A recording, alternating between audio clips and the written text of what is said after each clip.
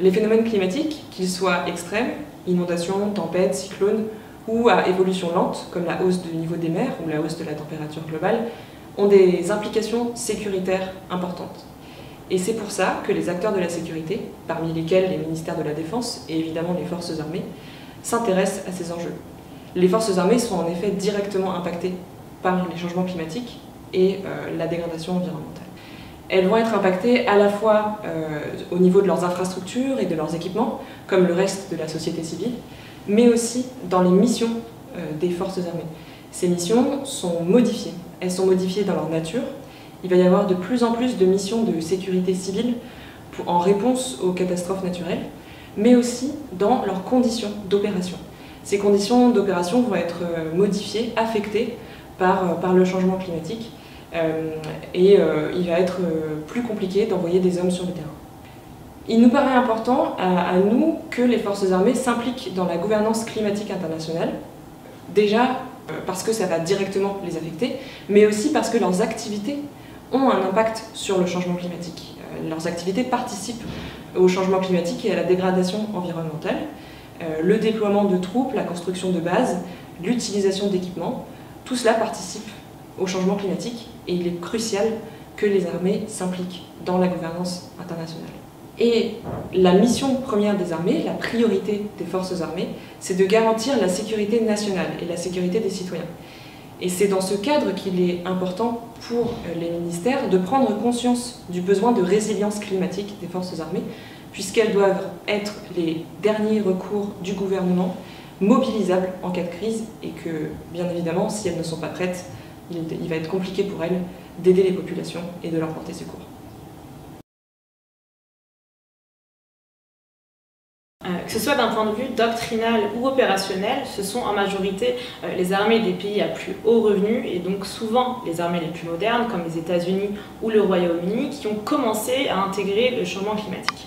Alors, dans ces cas-là, c'est la question de la résilience qui est posée, avec l'idée qu'il faut réussir à maintenir des forces en totale capacité d'opérer malgré une modification des conditions d'opération du fait du changement climatique. En fait, il s'agit ici de maintenir ou d'améliorer ce qu'on appelle l'effet militaire malgré la dégradation des conditions environnementales.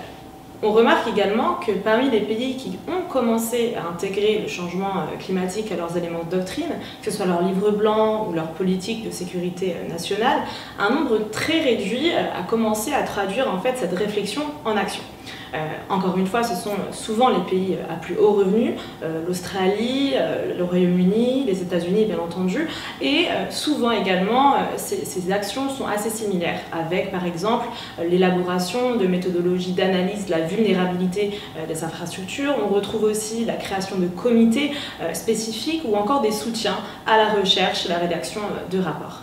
Alors au-delà des actions entreprises pour adapter l'appareil militaire, que ce soit les infrastructures, les bâtiments, les équipements, etc., on observe aussi une adaptation des missions à la fois intérieures et extérieures des armées. Alors pour l'instant, ce sont principalement les missions de protection des frontières, de surveillance maritime et aussi d'ingénierie qui mobilisent le plus les forces armées. En termes d'ingénierie, on pense surtout là aux réponses aux catastrophes naturelles avec la reconstruction de ponts, de routes, de communication suite à l'occurrence d'un cyclone, d'une tempête, une inondation, bref, une catastrophe naturelle. Et à ce sujet, justement, il s'avère que le changement climatique, parce qu'il agit et qu'il augmente en fait par ses conséquences l'intensité et la fréquence des catastrophes naturelles, eh bien ce phénomène a également une incidence directe sur la nature des opérations des armées et on voit ici qu'il y a une sollicitation de plus en plus accrue des forces armées pour répondre suite à l'occurrence de catastrophes naturelles. Très souvent, cette intervention des forces armées se fait en coopération avec les autorités civiles qui ont la charge de répondre et elles arrivent en fait en soutien. C'est donc ici la question de la coopération civilo-militaire qui est posée et justement à cet égard, certains gouvernements ont mis en place des systèmes de prévention, d'anticipation et de réponse aux catastrophes naturelles qui ont pour but justement d'institutionnaliser ce rapport et cette coopération entre les civils et les militaires.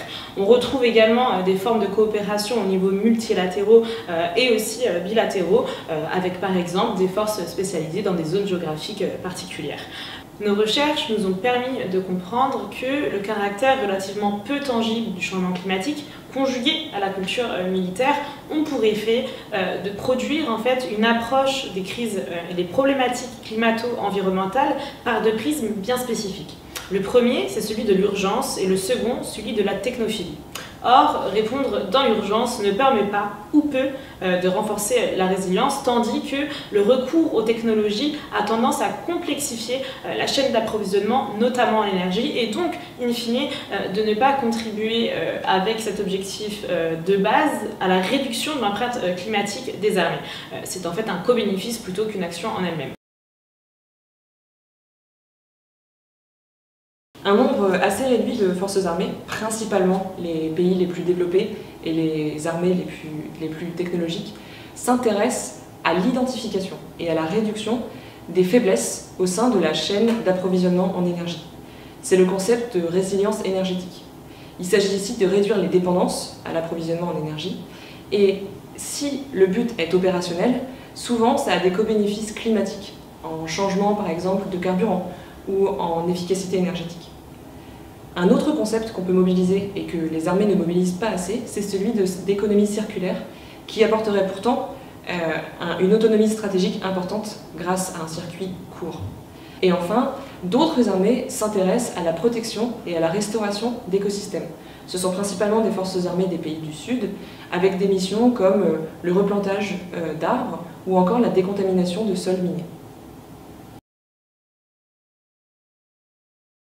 La résilience des forces armées face aux crises climatiques et environnementales doit être renforcée à cause tout simplement en fait, de l'ampleur des impacts du changement climatique tant sur les infrastructures que les missions des armées. À ce jour, c'est un nombre très réduit d'armées qui a commencé à s'approprier la problématique. Et cela s'explique tout d'abord par la complexité inhérente du changement climatique et nécessite de ce fait de former les militaires et tout le personnel militaire, y compris les décideurs, aux enjeux qu'il sous-tend et aux interactions du changement climatique avec d'autres phénomènes, qu'ils soient sociaux, politiques ou économiques. La première idée, c'est évidemment d'encourager les forces armées à réduire drastiquement et rapidement les émissions de gaz à effet de serre liées à leurs activités, tout simplement pour limiter autant que possible le changement climatique. La deuxième recommandation qu'on peut faire, c'est de penser à la climato-conception des équipements pour que ceux-ci puissent continuer à opérer dans un monde où les températures globales seront plus proches de plus 2, plus 4 degrés qu'elles ne l'est aujourd'hui. Et enfin, la troisième idée, c'est de repenser, de mieux organiser les réponses aux événements climatiques extrêmes, tant dans la formation que dans l'équipement, les infrastructures et la façon de penser. Les deux derniers points qui nous paraissent cruciaux à mentionner sont ceux en fait liés à la coopération entre acteurs civils et militaires. Alors tout d'abord, c'est important de renforcer et d'encourager au maximum la coopération entre acteurs militaires, donc entre ministères de la Défense, tout simplement pour des raisons d'efficacité, dans la mesure où le partage de savoir et de savoir-faire va permettre de renforcer les capacités des forces armées à faire face aux impacts du changement climatique qui, justement, sont globaux dans leur nature. Tout en recommandant cette coopération plus étroite entre acteurs de la défense, il est crucial de souligner et de rappeler que la réponse aux impacts sécuritaires du changement climatique doit se faire également avec la société civile. En fait, les acteurs militaires sont en effet cruciaux, mais ils ne sont pas suffisants pour justement répondre à la diversité des impacts sécuritaires et ce qui les sous-tend. Et en ce sens, nous recommandons en effet de coopérer de manière étroite avec le monde des ONG et ceux de la recherche, toujours dans l'idée de renforcer cette capacité-là et d'élaborer des solutions durables et efficaces.